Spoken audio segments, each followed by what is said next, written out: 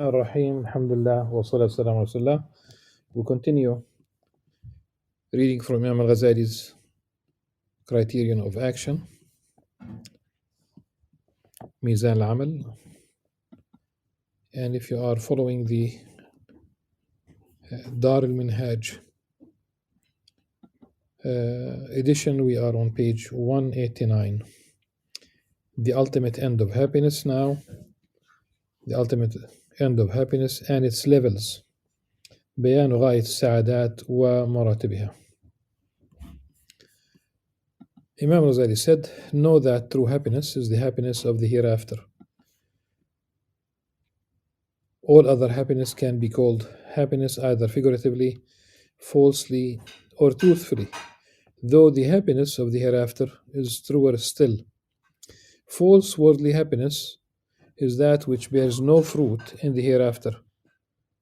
True worldly happiness is that which assists in the attainment of happiness in the hereafter, for if something leads to goodness and happiness, it can itself be called goodness and happiness. The useful means of attaining this happiness can be explained by referring to four categorizations. So Imam Al-Ghazali is trying to say that there is no true happiness in this life, really.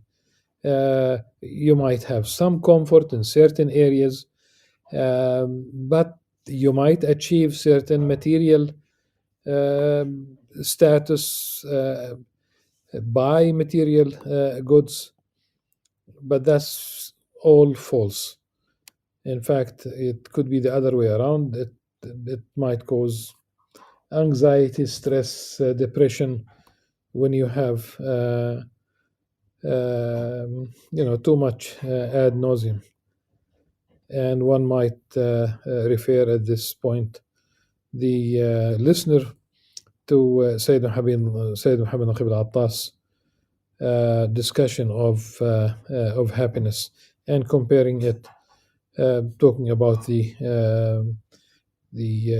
Greek notion of tragedy and comedy, that happiness in such a context is here and now, but the happiness, it has to be related to the hereafter. And Imam Ghazali says that it's possible. The connection is if this, like on the way to that happiness. Again, he said, for if something leads to goodness and happiness, it can itself be called goodness and happiness, but always in reference to the hereafter. The four categorizations. The first of these categorizations concerns that which is useful in every situation, namely the virtues of soul, and that which is useful in most situations but not others, such as a little wealth, and that which is more harmful than useful for most people, such as certain types of knowledge and craft. Since there is a great deal of uncertainty in this, the intelligent person ought to seek the assistance of knowledge of the realities of these matters, so that he does not prefer the harmful to the useful, or indeed the merely useful to the sublime, or indeed the sublime to the most precious of all, thus prolonging his journey. Many an observer mistakes a man's tumor for fat, and many a seeker grasps at a snake thinking it to be a rope and gets bitten. I think the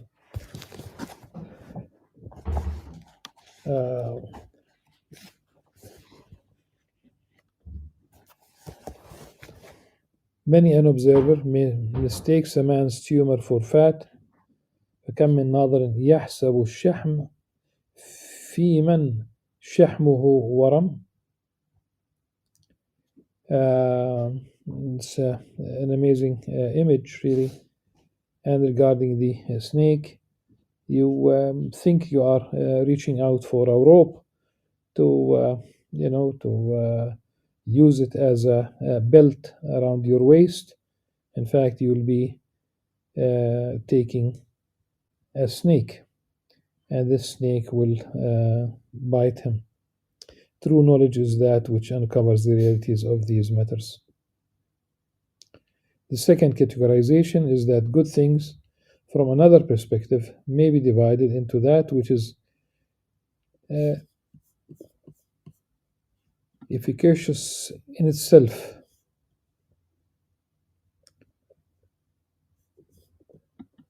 that which is through something else, and that which is sometimes the former and other times the latter.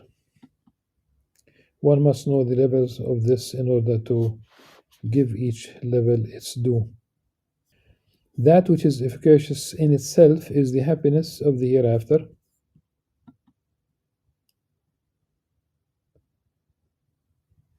for there is no other end beyond it.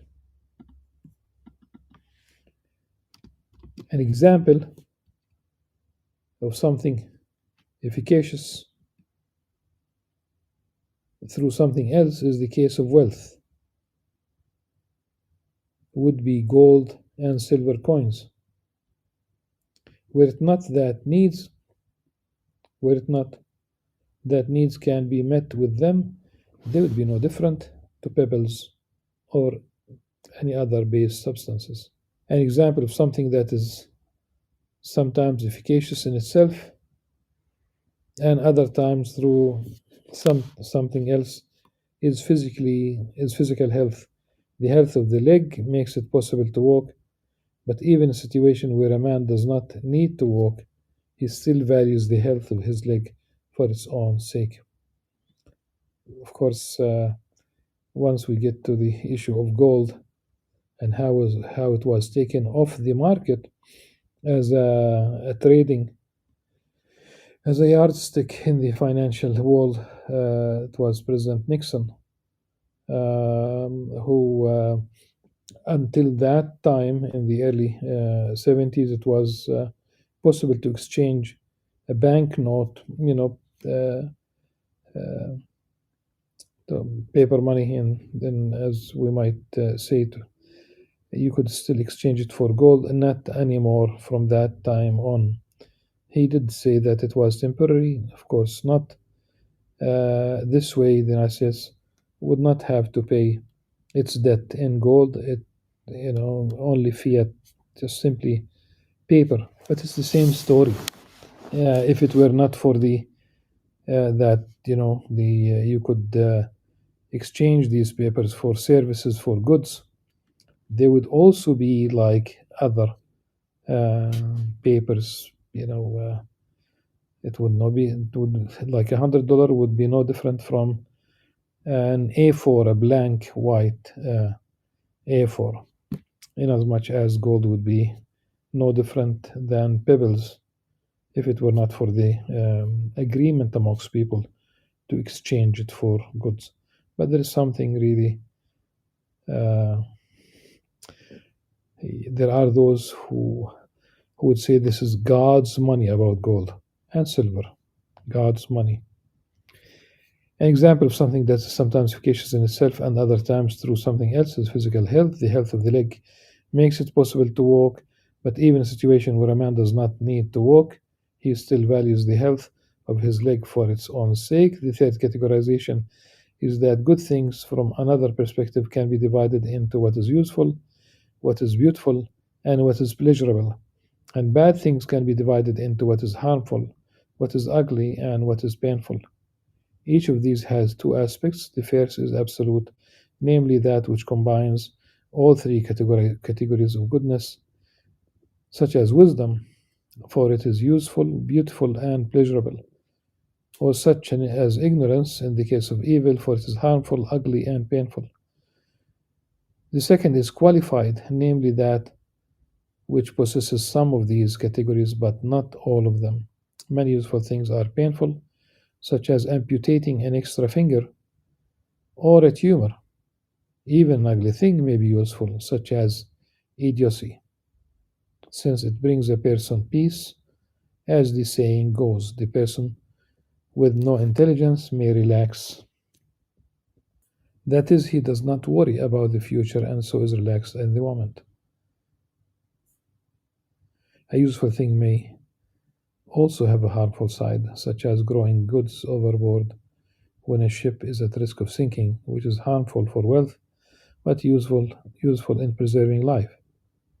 Throwing goods, you would not throw people. Usefulness has two categories: that which is essential, such as the virtues of soul for the attainment of happiness in the hereafter, and that which can be substituted and hence is not essential, such as drinking honey and vinegar to settle the stomach.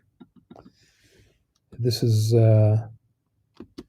it's a drink, and the name of this drink, of course, it is Arabic here, but originally it is Persian, and we talk about the Sakanjabin. The fourth categorization is that there are three kinds of pleasure corresponding to the three faculties and the three objects of appetite. For pleasure means the experience of the object of appetite, and appetite means the rousing of the soul to attain its desire. These three are intellectual pleasure, corporeal pleasure common to all animals, and corporeal pleasure common only to certain animals. The first category of intellectual pleasures comprise such things as the pleasure of knowledge and wisdom, which is the rarest and noblest pleasure. It is the rarest pleasure because none but the wise can experience the pleasure of wisdom. The nursing infant cannot perceive the pleasure of honey, plump fowl, or sumptuous sweets, but that does not mean that they are not pleasurable. Nor does the fact that it enjoys its mother's milk prove that it is the most delectable of things. Almost all people, save for rare exceptions, are confined to the infancy of ignorance beneath the maturity of knowledge, which is why they take pleasure in ignorance. A poet said,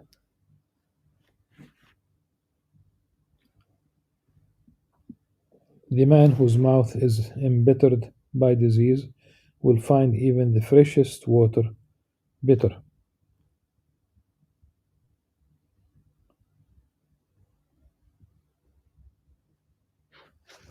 ومن يك ذا فم مر مريض يجد مرا به الماء الزلالة. So it's really not a quality of the water itself. This is the taste buds of the sick person. And the same thing about knowledge and wisdom. If someone has a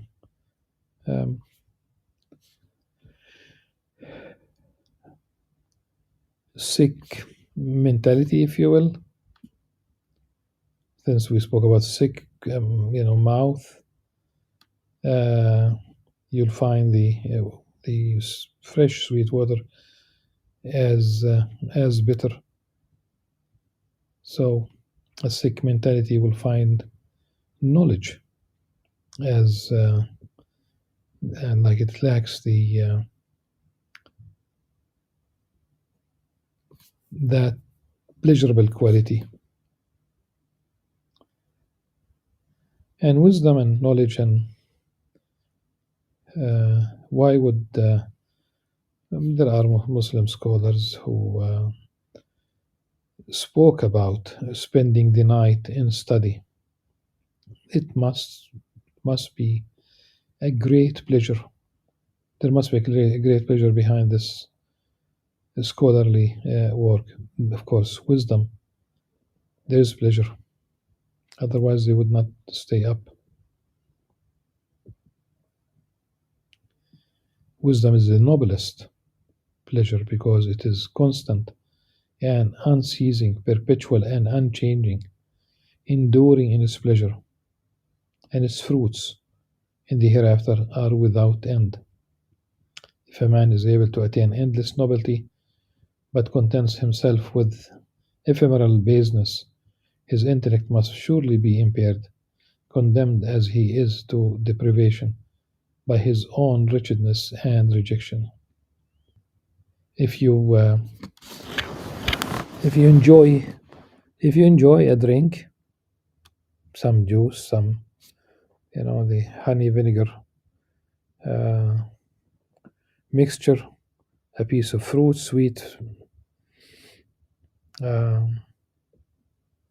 whatever is the food or drink, as long as we talk about that is halal. Even the halal, you once you consume you drink the very last drop, or you eat the last bit of that fruit, or you need to repeat the experience, and you cannot repeat it that many times. You might have another glass of juice, you might have another fruit. How many more you can add? 3, 4, 5. You have to stop, and if you have to stop at one point, you have to stop, and then you have to relieve yourself of all the uh, at one point of the things that enter your body. And if it's with too many drinks, then that's even a closer call. Not with wisdom. The pleasure of wisdom does not entail the end of pleasure, or the quantity. In fact, no matter how many things you study more, and you how many you cannot quantify wisdom, but it's not something that is there is a limit on. And there is no pain, while with the pleasurable material things, there is always an element of discomfort. The least can be said about this matter is that the virtues of the soul, special knowledge, ilm, and intelligence, aql, do not require assistance or guardians. Unlike wealth, knowledge guards you while you guard wealth. Knowledge increases when it is given away, while wealth decreases uh, when spent. Of course, that's the meaning. Knowledge increases when it is given away, meaning like you teach, you educate, so more and more people will join you in knowing what you are knowing. While and when we talk about the wealth decreasing, of course, that's in terms of math. You have 1,000 dinars, and you spent 50, then what is left is 950. But if that spending is for the sake of Allah subhanahu wa ta'ala, rest assured that it's not a matter of math. You will make bidnillah much more, and there is something beneficial. But in terms of appearances, yes, it did decrease. So unlike wealth, knowledge guards you while you guard wealth. Knowledge increases when it is given away, while wealth decreases when spent. Knowledge is useful in every situation in an absolute sense, yet wealth sometimes leads to vice, other times to virtue, which is why it is condemned in the Quran in several places, but called goodness in others. The second category is corporeal pleasure, common to man and all other animals, and it means such things as the pleasure of food, drink, and sex. Of course, Imam Ghazali uses mankah from nikah. He said this constitutes the majority of pleasurable things. The third category is corporeal pleasure common to man and certain animals, and it means the pleasure of power and dominance, which is especially pernicious in intelligent people. Thus, it is said that the last thing to be eliminated from the minds of the folk of great faith is love for power. It does last. it stays around for a while.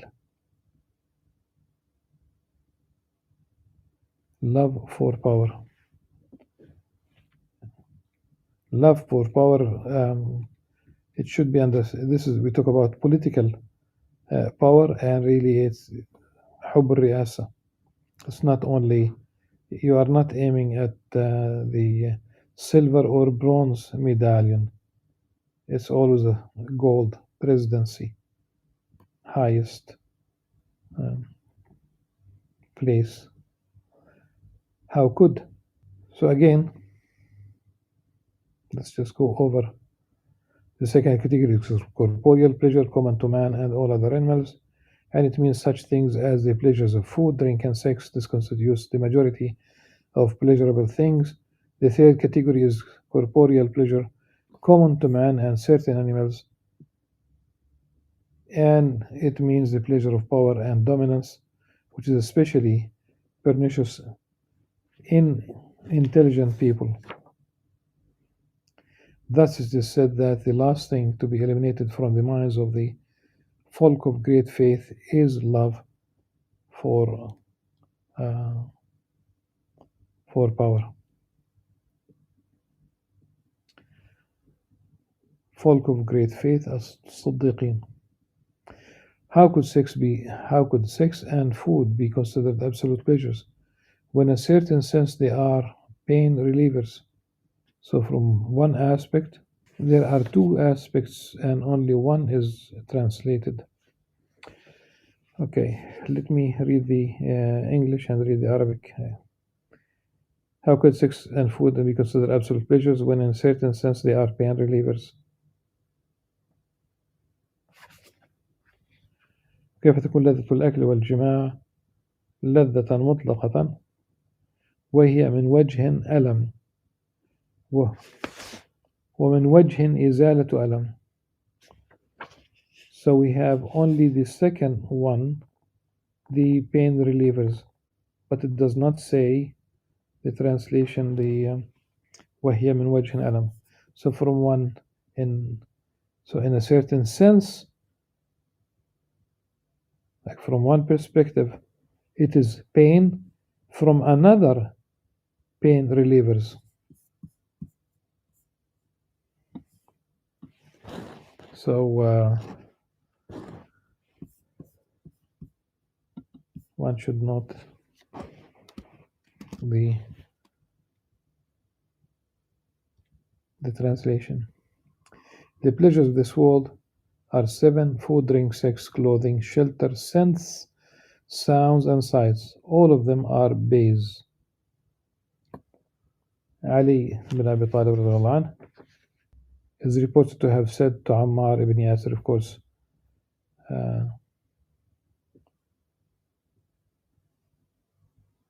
he said to him when he saw him sighing as though in sorrow,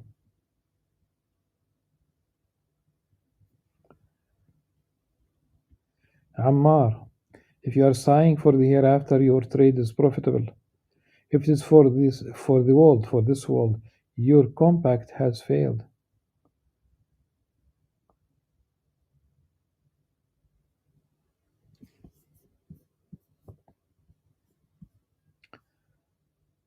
I have found that its pleasures are food, drink, sex, clothing, shelter, scents, sounds, and sights. As for foods, the best of them is honey, which is the product of insects.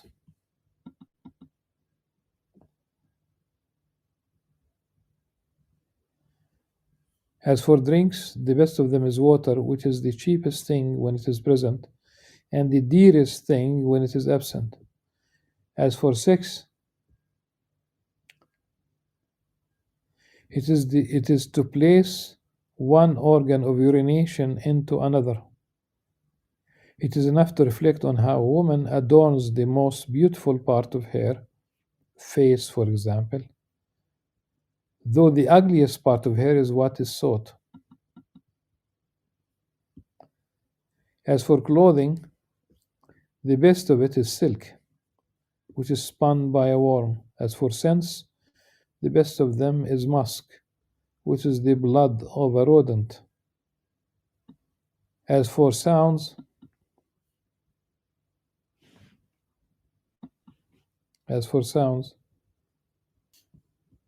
they are but currents on the wind.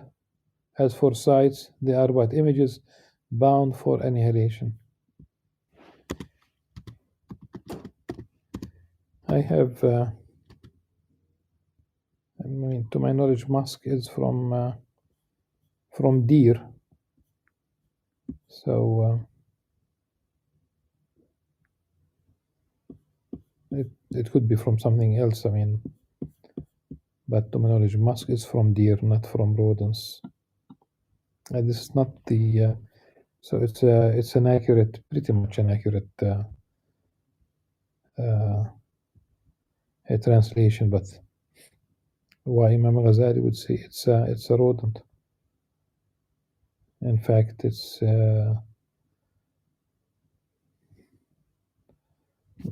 literally he said damu fa'ra.